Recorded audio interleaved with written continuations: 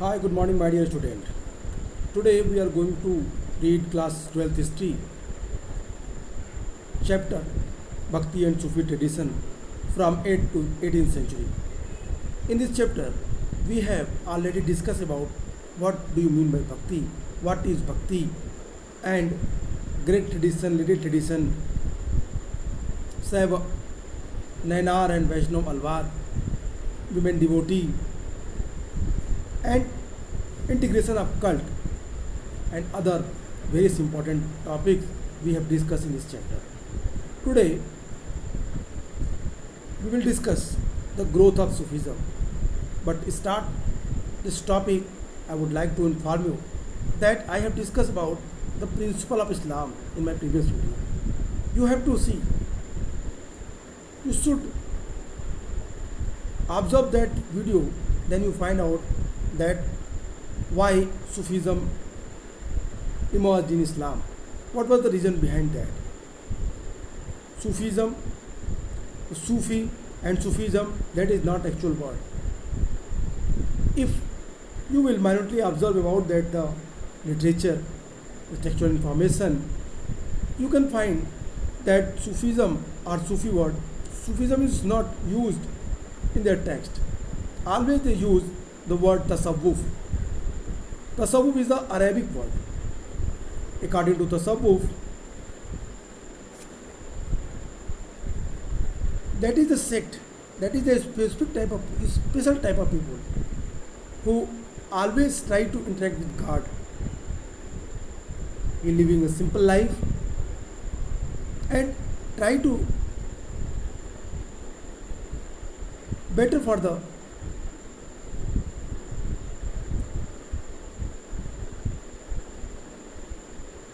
human development. They try to work. That is a very important. Sufism and Tasawwuf. Sufism is an English word coined in the 19th century. The word used Sufism in Islamic text is Tasawwuf. As I informed you, as I told you, the word which is used in the text, that is Tasawwuf. Historians have understood this term in the several ways. According to some scholars, it is derived from Suf. Suf, it means wool. Suf meaning wool, wool, referring to the corsets, woolen cloths worn by Sufi. Other derive in form Safa, meaning purity. It may also have been derived from Sufa, the platform outside the Prophet's mosque, where a group of close followed assembled to learn about the faith. And the other word, Sophia, Sophia, Sophia, it means knowledge. It is the word which try to explain the person who is or was follower of the Islam. They don't believe in the extreme practices of Islam. This was the liberal groups, and they try to interact with God. That is Sufism. Sufism word, Sufism शब्द का विकास हमें 18वीं सदी के पहले, 18th century के पहले किसी भी टेक्स्ट में पता नहीं चलता है। इसके पहले एक ही शब्द, एक ही बात का उपयोग किया गया है, और वो है तसव्वुफ। तसव्वुफ को समझने के लिए बहुत सारे विचार, बहुत सारे मत दिए गए। इतिहासकार सूफी का मीनिंग निकालने में काफ़ी कंफ्यूज थे। ये सूफी शब्द कहाँ से आया, सूफी शब्द किससे बना, इस बारे में तमाम मतभेद था विद्वानों के अंदर। सूफिज्म को उन्होंने कई सारे वर्ड से डिराइव किया, एक्सप्लेन करने का प्रयास करना चाहिए। सूफिज्म, सबसे पहले सूफ, it means wool, it means ऊन। ऊन के पहने हुए कपड़े, उनसे बने हुए जो कपड़े थे, उनको पहनने वाले जो एक विशेष वर्ग के लोग थे, वो सूफी कहे गए। सफ़ा सफ़ा इट मीन्स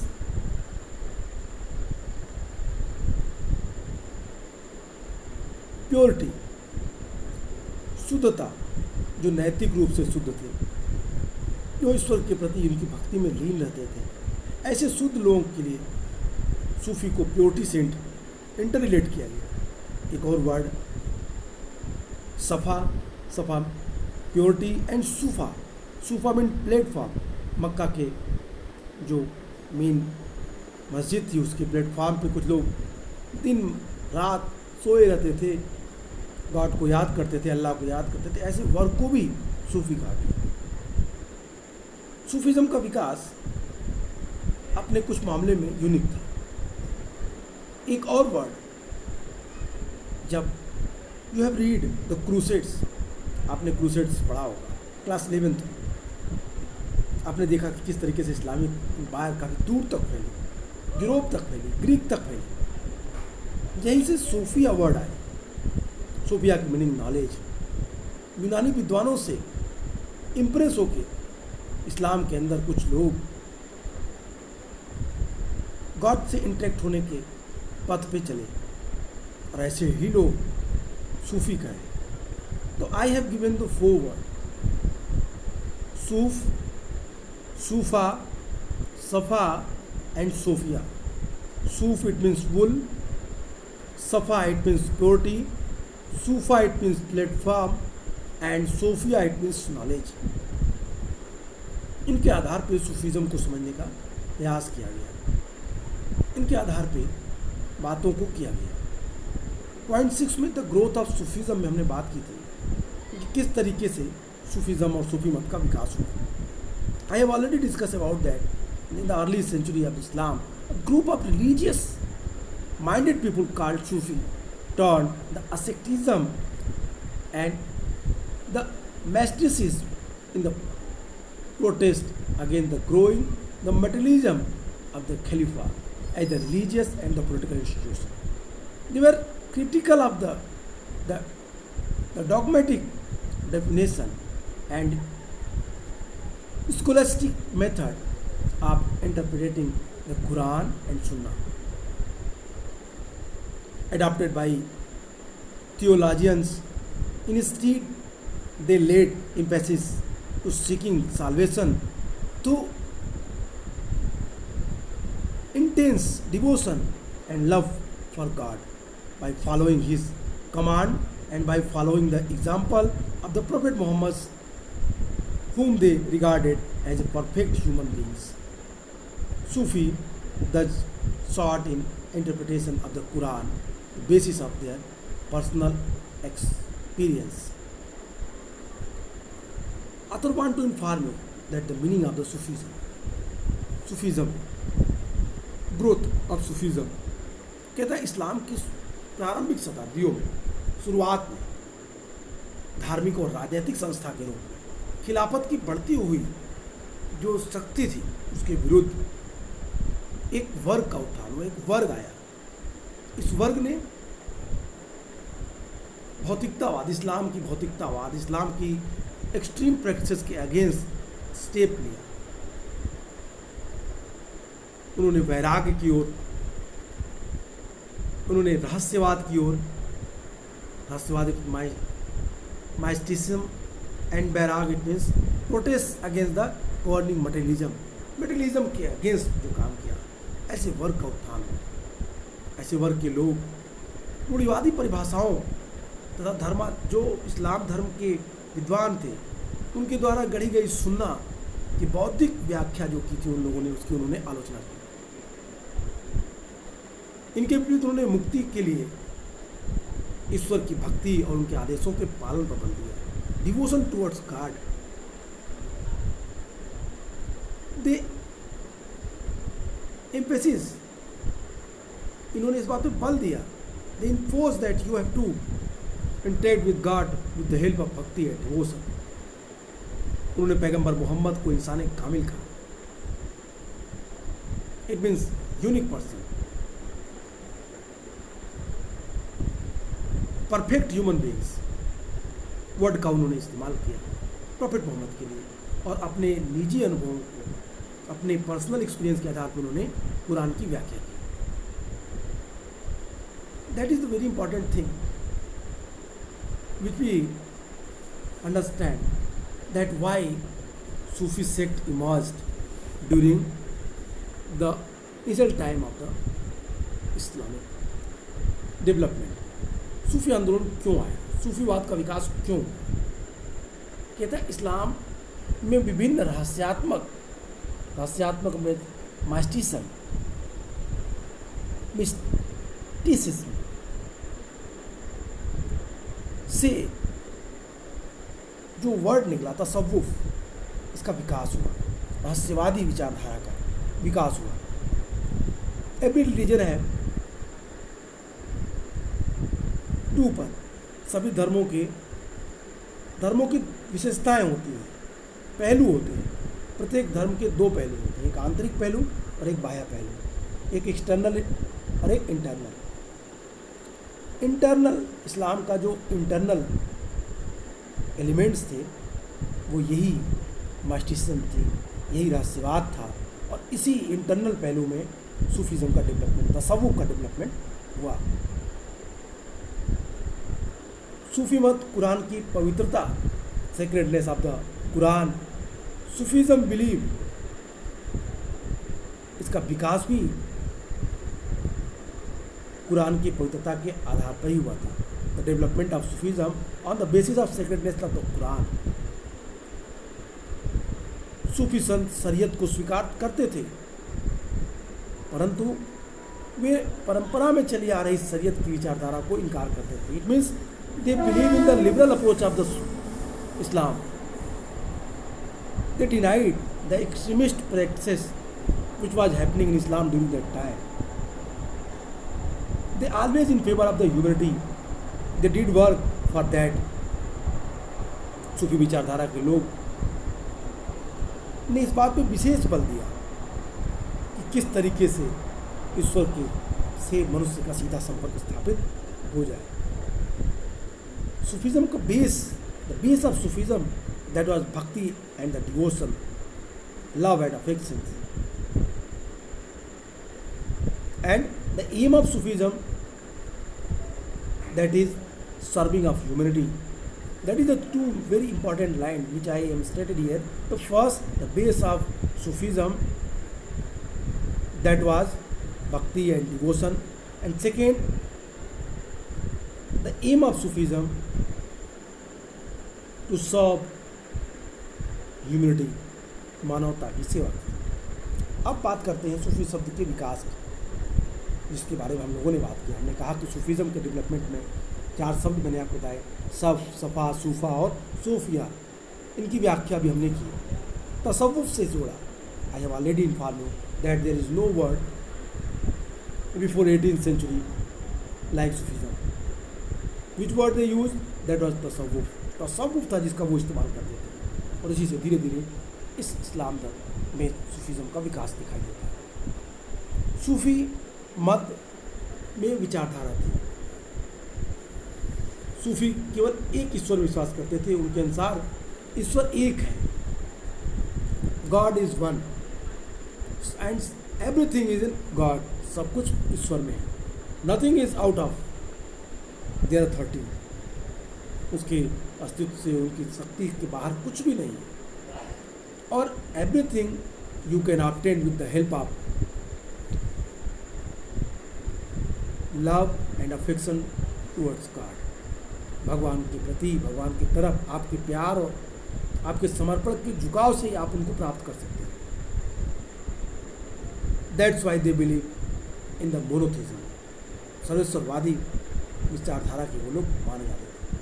अधिकांश सूफी सिलसिलों में राज, सत्ता और सांसारिक वस्तुओं के प्रति कोई आकर्षण नहीं होता था. I will discuss the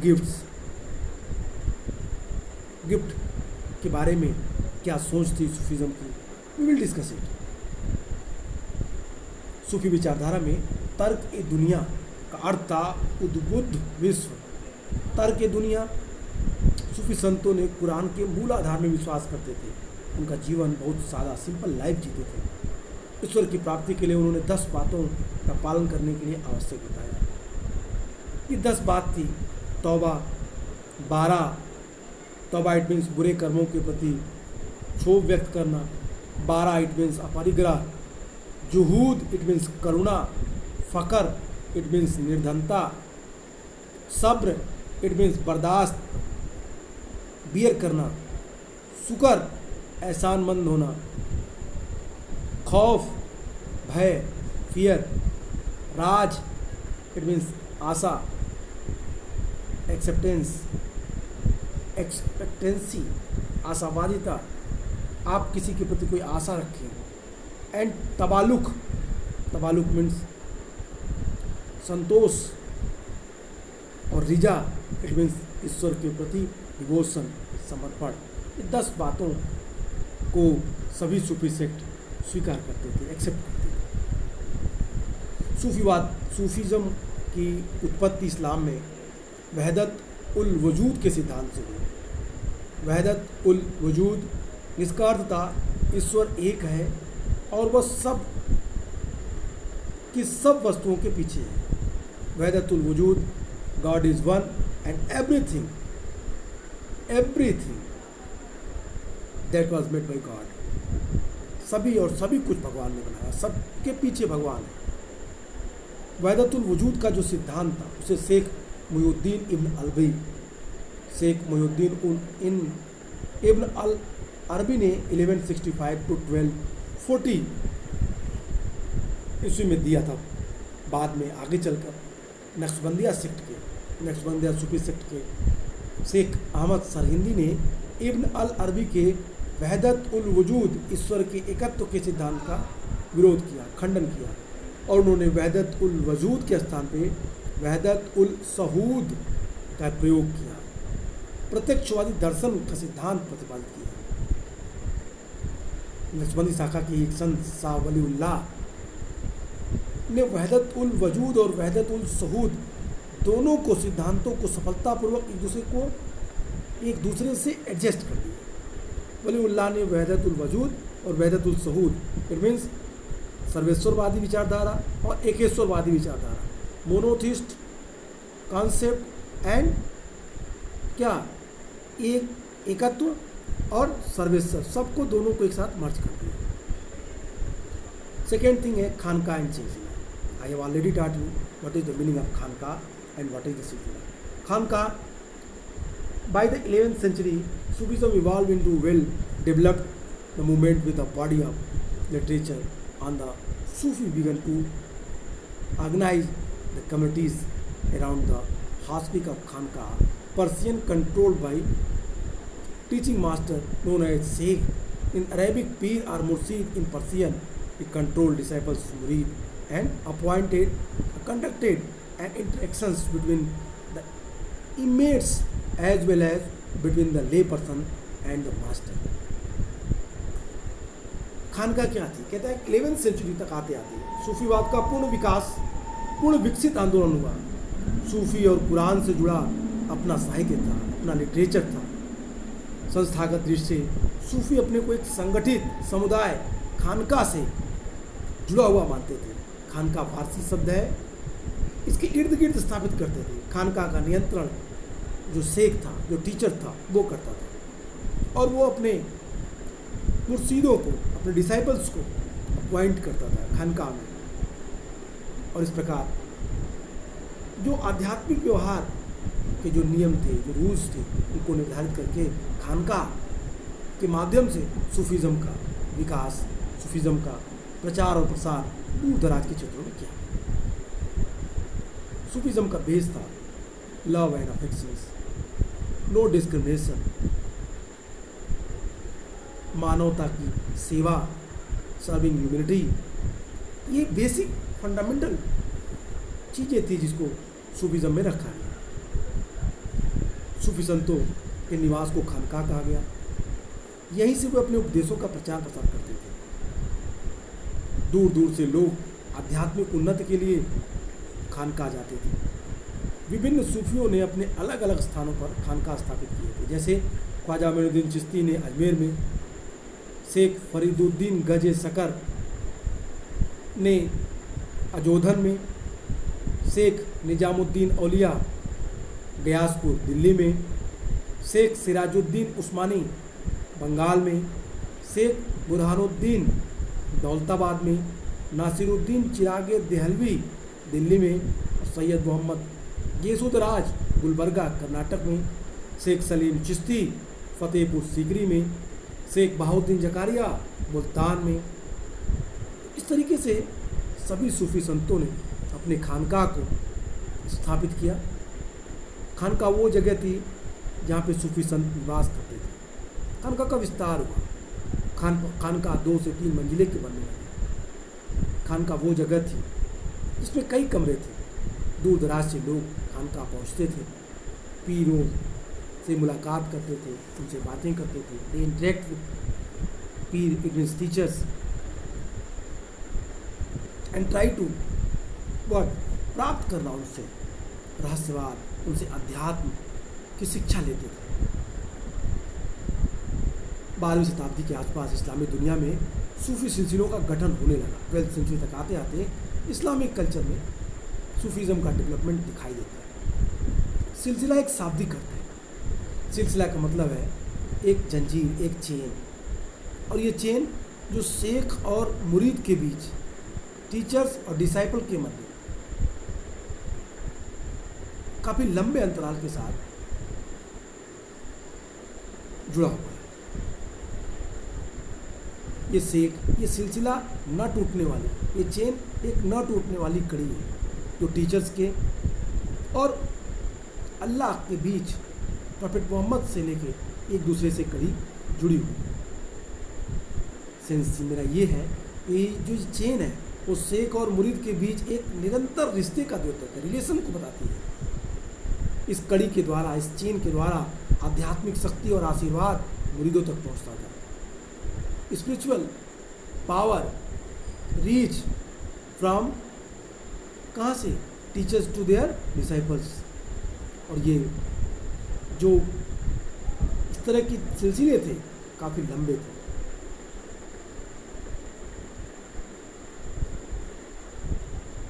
Sufism में दीक्षित होने के लिए, फॉलोअर्स बनने के लिए टीचर्स का बालों को मुड़वाना पड़ता था, कुछ कपड़े धारण करने पड़ते थे। That is clear given here when the शेख died his tomb, shrine, dargah. But before explain this paragraph, you have to see this line, the Prophet Muhammad. It was through this channel that spiritual power and blessing were transmitted to devotees. Chain that is medium, what? To transmitted the blessing from teachers to their disciples. Special rituals of institutions were developed in which initiates took an oath of allegiance, wore a patch, garment and shaved their hair. बालों को छीलना पड़ता था, थिगड़ी धारण करनी पड़ती थी दीक्षित होने के लिए. When the sheikh died his tomb shrine, dargah, Persian term meaning court became the center of devotions for the following of this, encouraged the practice of pilgrimage of the Ziara for the grave, particularly on his death anniversary or Urs. Urs, it means marriage, signifying the union of his soul with God. This was because people believed that in death saints were united with God and were they closer to him when the living people sought their blessing to attain material and spiritual benefits. Thus evolved the cult of the Sheikh Rishi the Wali. कहता है कि पीर की मृत्यु के बाद दरगाह जो थी जहाँ पे वो रहते थे, दरगाह फारसी में अर्थ था दरबार, मुरीदों के लिए भक्ति का स्थल बन जाती थी. इस तरह पीर की दरगाह पर जियारत करने के लिए खास तौर पे उनकी बरसी के अवसर पे परिपाटी चल पड़ी. लोग दूर दराज से उनके यहाँ आने लगे. इस परिपाटी को उर्स कहा गया. उर्स इट मीन्स विवाह, मैरिज. इसके मायने पीर की आत्मा ईश्वर में मिल गई, ईश्वर के साथ उसका मिलन हुआ. ये भी कहा जाता है कि लोगों को ऐसा मानते थे कि मृत्यु के बाद जो टीचर्स थे, जो पीर थे, वो ईश्वर के साथ, ईश्वर के से और भी ज़्यादा एकीभूत हो गए, नज़दीक आ गए, उनमें मिल गए, और इस तरह पहले के बजाय उनका ईश्वर से करीबी और ज़्यादा बढ़ गई। लोग आध्यात्मिक और ऐहिक कामनाओं की पूर्ति के लिए उनका आशीर्वाद लेने के लिए वहाँ पहुँचते। That is the very important things that the people reach there for the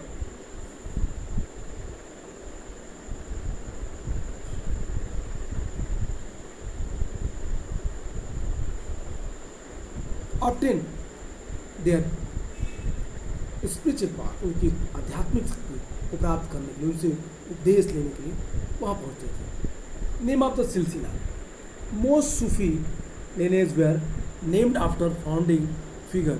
For example, the Qadri order was named after Sheikh Abdul Qadir Jilani.